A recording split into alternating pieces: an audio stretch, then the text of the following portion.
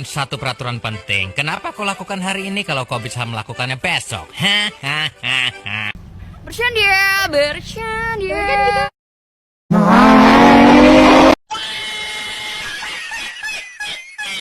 Anda ingin sukses? Anda ingin maju? Anda ingin berhasil? Ya, jangan menyerah. Tekun, giat, semangat. Oh, hai.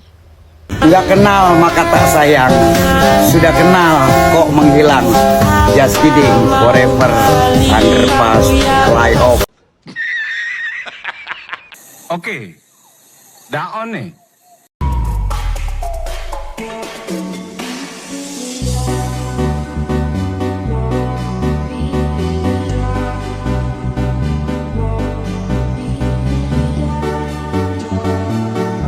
A few moments later. Assalamualaikum warahmatullahi wabarakatuh. Perkenalkan, nama saya Indah Permatasari dengan NIM 1062200027, Prodi Hukum Tata Negara 5A. Baik, di sini saya akan menjelaskan tentang Kapita Selekta Hukum Tata Negara mengenai urgensi pembentukan lembaga pengawasan pemilu digital. Di sini saya akan menjelaskan tentang Kapita Selekta Hukum Tata Negara.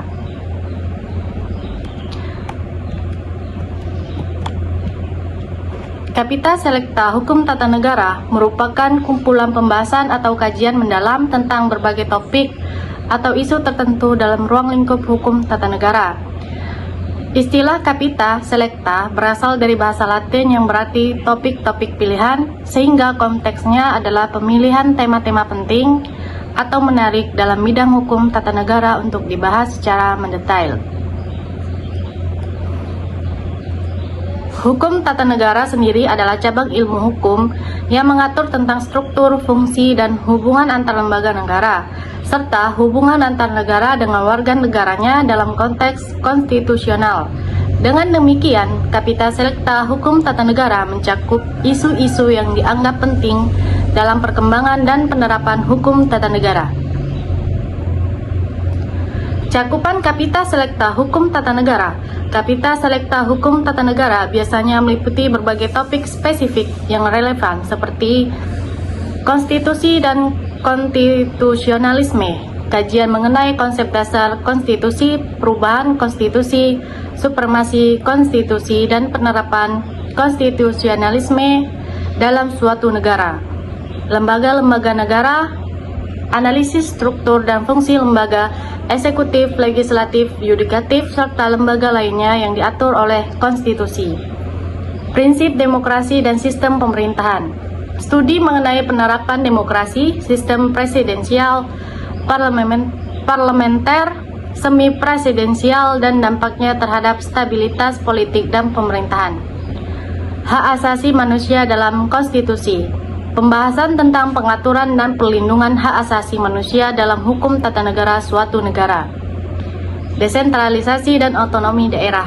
Pengkajian sistem pemerintah daerah termasuk pembagian kewenangan antar pusat dan daerah. Pemilu dan partai politik. Kajian tentang mekanisme pemilihan umum, pengaturan partai politik, serta peran mereka dalam sistem hukum tata negara. Krisis konstitusional. Pembahasan tentang masalah yang muncul ketika terjadi konflik antara konstitusional dan praktik politik seperti pembubaran parlemen atau pelanggaran konstitusi oleh pemerintah. Isu-isu terkini, misalnya digitalisasi dalam pemerintahan, pengaruh globalisasi terhadap hukum tata negara, serta tantangan terhadap supremasi konstitusi di era modern. Tujuan dan manfaat Kapita Selekta Hukum Tata Negara. Yang pertama, peningkatan pemahaman akademik, memberikan wawasan mendalam mengenai isu-isu spesifik dalam hukum tata negara. Kedua, pemecahan masalah, membantu memahami dan mencari solusi terhadap persoalan konstitusional dan tata kelola pemerintahan. Ketiga, penggayaan literatur ilmiah, menyediakan bahan kajian tambahan yang relevan bagi mahasiswa, akademisi, dan praktisi hukum. Yang keempat, pengembangan kebijakan, menjadi referensi dalam pembentukan dan evaluasi kebijakan publik berdasarkan prinsip hukum tata negara. Dengan pembahasan tema-tema dalam Kapita Selekta, mahasiswa, akademisi, dan praktisi hukum dapat memahami lebih baik dinamika dan perkembangan hukum tata negara dalam teori maupun praktik. Di sini saya akan menjelaskan tentang isu urgensi pembentukan lembaga pengawasan pemilu digital. Dalam era digital, teknologi informasi memainkan peran yang sangat besar dalam penyelenggaraan pemilu. Pengguna media sosial di platform digital dalam kampanye politik serta penyebaran informasi menjadi semakin masif. Kondisi ini menghadirkan peluang sekaligus tantangan baru, sehingga pembentukan lembaga pengawasan pemilu digital menjadi penting. Berikut adalah penjelasan urgensinya. Pertama, menghadapi ancaman disinformasi dan hoaks. Pemilu digital rentan terhadap penyebaran berita bohong, hoaks, dan disinformasi yang dapat mempengaruhi opini publik secara tidak sehat. Kampanye hitam berbasis digital sering dilakukan untuk menjatuhkan lawan politik, menciptakan polarisasi, dan merusak integritas pemilu. Kedua, menjamin transparansi dan kejujuran.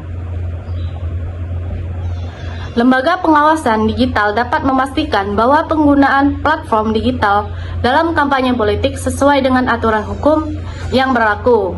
Transparansi dalam aktivitas kampanye digital diperlukan untuk menghindari praktik-praktik curang seperti penyalahgunaan algoritma atau penggunaan bot. Ketiga, mengawasi pendanaan kampanye di ranah digital. Penggunaan dana kampanye di media digital sulit diawasi oleh lembaga pengawasan tradisional. Lembaga khusus dapat membantu memastikan pendanaan kampanye digital sesuai aturan. Pengawasan terhadap iklan politik di platform digital menjadi penting untuk mencegah manipulasi dan pengaruh tidak sah. Keempat, melindungi hak pemilih. Pemilih perlu mendapatkan informasi yang akurat dan tidak bisa untuk mengambil keputusan. Lembaga ini dapat memastikan bahwa informasi yang beredar tidak menyesatkan. Perlindungan privasi pemilih juga menjadi perhatian, terutama terkait potensi penyalahgunaan data pribadi untuk kampanye politik. Kelima, menyesuaikan regulasi dengan perkembangan teknologi. Saat ini, banyak aturan tentang pemilu yang belum mengakomodasi perkembangan teknologi digital. Pembentukan lembaga ini dapat menjadi langkah awal untuk memperbarui regulasi pemilu agar lebih relevan dengan kebutuhan zaman. Keenam, mengatasi polarisasi sosial. Aktivitas digital seperti kampanye di media sosial seringkali memperarah polarisasi di masyarakat. Pengawasan yang tepat dapat mengurangi efek negatif ini dengan mengendalikan narasi yang membelah masyarakat. Ketujuh, menjaga keadilan kompetensi politik. Pemanfaatan media digital memberikan keunggulan besar bagi pihak tertentu yang memiliki sumber daya lebih besar. Lembaga pengawasan dapat memastikan adanya kompetisi politik yang adil dengan mengatur penggunaan media digital secara proporsional. Peran lembaga pengawasan pemilu digital. Lembaga ini diharapkan memiliki fungsi sebagai berikut. Yang pertama, monitoring. Mengawasi aktivitas kampanye digital termasuk iklan politik dan penggunaan media sosial. Kedua, penegakan hukum. Memberikan sanksi kepada pihak yang melanggar aturan kampanye digital. Ketiga, edukasi. Meningkatkan literasi digital masyarakat agar lebih kritis terhadap informasi politik. Keempat, kolaborasi. Bekerja sama dengan platform digital seperti Facebook, Twitter, dan Google untuk memastikan kepatuhan terhadap regulasi. Kesimpulannya, pembentukan lembaga pengawasan pemilu digital sangat mendesak untuk menjawab tantangan baru dalam penyelenggaraan pemilu di era digital. Dengan adanya lembaga ini, integritas pemilu dapat lebih terjamin dan masyarakat dapat terlindungi dari dampak negatif digital politik. Sekian penjelasan dari saya. Kurang dan lebihnya saya mohon maaf. Saya akhiri. Wassalamualaikum warahmatullahi wabarakatuh.